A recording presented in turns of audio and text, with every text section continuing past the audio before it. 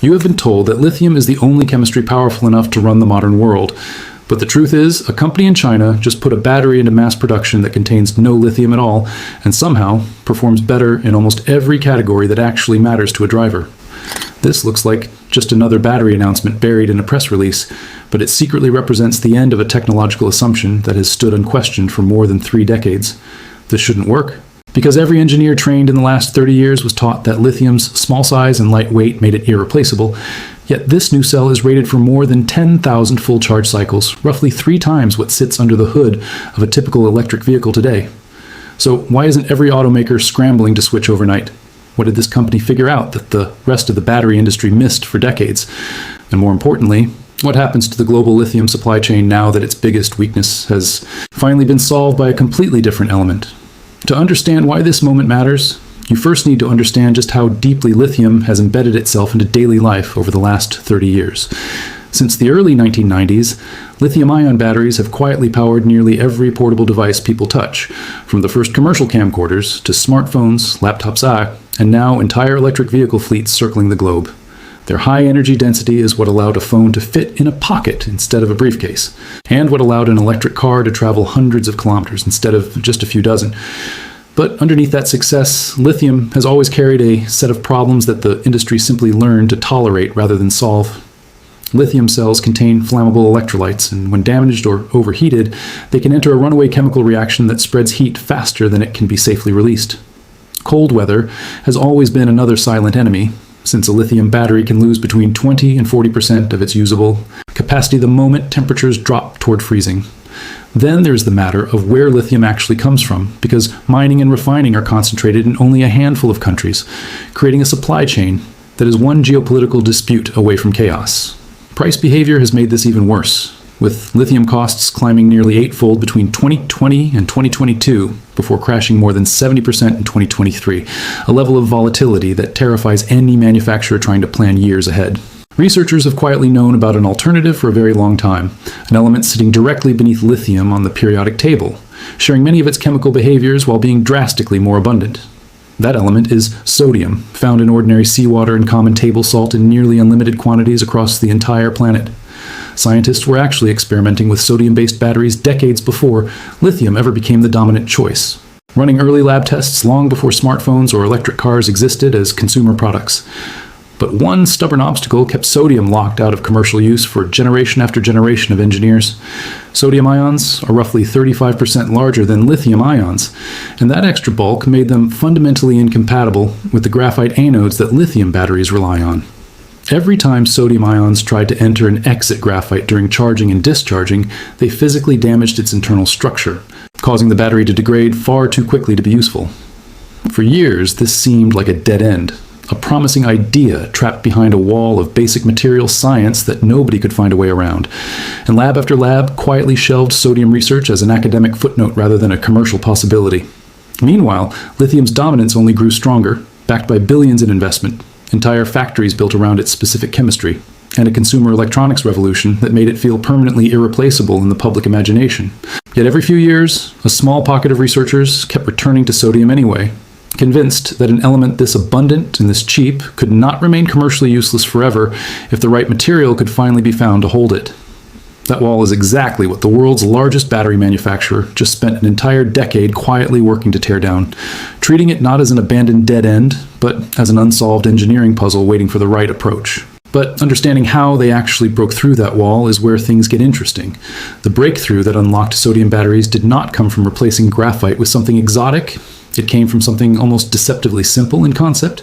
Researchers discovered that hard carbon, a disordered material produced by heating biomass or other organic sources, could store sodium ions without suffering the same structural damage. Unlike graphite's tightly ordered crystal layers, hard carbon has a messy, irregular internal structure filled with tiny disconnected pockets and random gaps between carbon sheets. And it turns out those irregular gaps are exactly large enough to comfortably hold the bulkier sodium ions without forcing them into spaces that were never built to fit them. CATL, the company behind this breakthrough, spent roughly 10 years refining this single idea from a laboratory curiosity into something that could survive mass manufacturing. Their engineers worked on developing moisture-resistant versions of hard carbon. Since raw hard carbon tends to absorb water in ways that quietly ruin battery performance over time, they also had to control pore size at the atomic scale, tuning the internal structure so ions could move in and out efficiently without wasting energy or triggering internal wear. And beyond the chemistry itself, they had to solve the far less glamorous problem of scaling all of this up into a manufacturing process that could produce millions of consistent cells. The result of that decade of work is a product CATL calls the Naxtra sodium-ion battery, and the specifications attached to it read almost like a wish list from battery engineers. It delivers 175 watt-hours per kilogram of energy density, enough to support over 500 kilometers of driving range in suitable electric vehicle applications without excessive weight. It can charge from empty to 80% capacity in about 15 minutes, a charging speed that rivals or beats many premium lithium-ion packs currently sold in production vehicles today. The number that truly separates this battery from anything lithium has offered is its rated cycle life, sitting at more than 10,000 full charge and discharge cycles. Translate that number into something intuitive, and if you charge this battery once every single day without exception, it could remain usable for more than 27 years straight, which reframes the entire conversation around battery replacement, turning it from a recurring cost every handful of years into something closer to a one-time purchase for a vehicle's lifetime. Cold weather performance tells an equally dramatic story. Since the Naxtra cell retains 90% of its capacity, even at negative 40 degrees Celsius, a temperature that would cripple most lithium packs, this matters enormously for regions with harsh winters, where drivers have long accepted that their electric vehicles' range simply shrinks every time temperatures drop below freezing. Then there is the cost figure, arguably the most disruptive number in the entire announcement, with production costs sitting around $19 per kilowatt hour of capacity, compared against roughly $55 to $70 per kilowatt hour for many current lithium-ion cells, meaning the sodium chemistry can be manufactured for a fraction of the price. When you combine dramatically lower material costs with sodium's abundant global supply sitting in seawater and salt deposits everywhere on the planet, the economic implications become enormous. Because a battery chemistry is no longer hostage to a handful of lithium-producing countries, and pricing volatility tied to speculative mining markets becomes far less relevant to manufacturing plans. Every one of these advantages traces back to that single decade-long engineering decision to solve sodium's compatibility problem using hard carbon instead of abandoning the element entirely. And it demonstrates something genuinely clever about how breakthroughs often happen, not through discovering a brand new material, but through patiently re-engineering an old idea until it finally fits. There's also a safety dimension to this story that deserves its own attention, since sodium-ion chemistry tends to behave far more calmly under stress than lithium ever has. Independent testing on similar sodium cells has shown a greater resistance to thermal runaway, meaning the same crash or puncture that could ignite a lithium pack often leaves a sodium cell simply inert. And that safety margin becomes especially valuable in large-scale applications like grid storage facilities, where thousands of cells sit packed together, and a single failure could otherwise cascade. Manufacturing simplicity adds another quiet advantage, because sodium-ion cells can often use aluminum current collectors on both electrodes instead of the copper-lithium chemistry typically requires. And since aluminum is both lighter and considerably cheaper than copper, this substitution alone strips meaningful cost out of the manufacturing process before even accounting for the raw sodium itself. But if it works this well, why did we stop using it? And more importantly, why isn't it simply replacing lithium everywhere overnight? The honest answer starts with a genuine limitation. Because sodium-ion batteries are not a flawless replacement for lithium in every single application on the market. Today, sodium atoms are physically heavier than lithium atoms, and that added weight translates directly into lower energy density per kilogram compared to top-tier lithium-ion cells, which means for any application where shaving off every possible gram matters intensely, sodium currently falls short of what lithium chemistry can deliver in the same physical space. Smartphones and ultralight laptops fall squarely into that category, since consumers expect thin, feather-light devices that still last an entire day on a single charge. Electric aviation faces an even harsher version of this same problem because every additional kilogram of battery weight directly reduces how far and how safely an aircraft can fly. In all of these weight-sensitive categories, lithium is likely to remain the dominant and preferred chemistry for the foreseeable future, regardless of how good sodium becomes elsewhere. This creates a quieter industry conflict beneath the surface because after 30 years of building entire supply chains, manufacturing lines, and expertise around lithium, switching an entire industry over to a new chemistry is never as simple as proving the lab numbers work, since factories, tooling, and supplier relationships all have to shift too. Mining companies, refining operations, and entire national economies have been built around lithium extraction, and a sudden global pivot away from it would ripple through those industries hard. Rather than framing this as sodium replacing lithium entirely, CATL has been positioning its strategy around hybrid battery packs that combine both chemistries working side by side.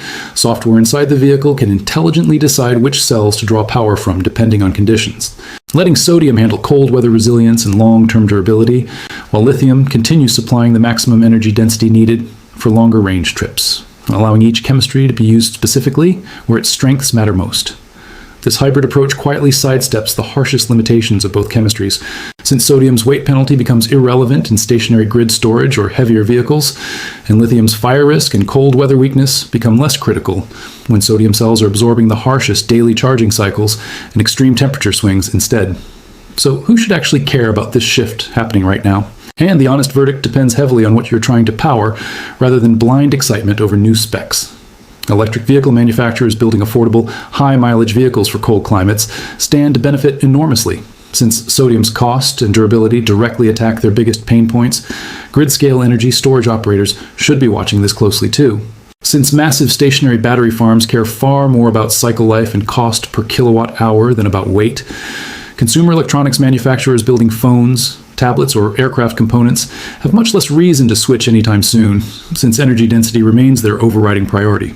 Building an entirely new global supply chain around any battery chemistry takes years of factory construction, safety certification, and supplier coordination before mass adoption becomes reality. So while CATL has already moved this technology into mass production, wider global availability across different vehicle brands and price tiers will likely unfold gradually over the coming years. The deeper lesson inside this entire story is that sodium was never actually missing from science. It was simply sitting unsolved for decades behind a stubborn material science wall, and it took someone willing to spend 10 patient years refining hard carbon instead of chasing something flashier, proving that some of the biggest breakthroughs come from persistence, not discovery.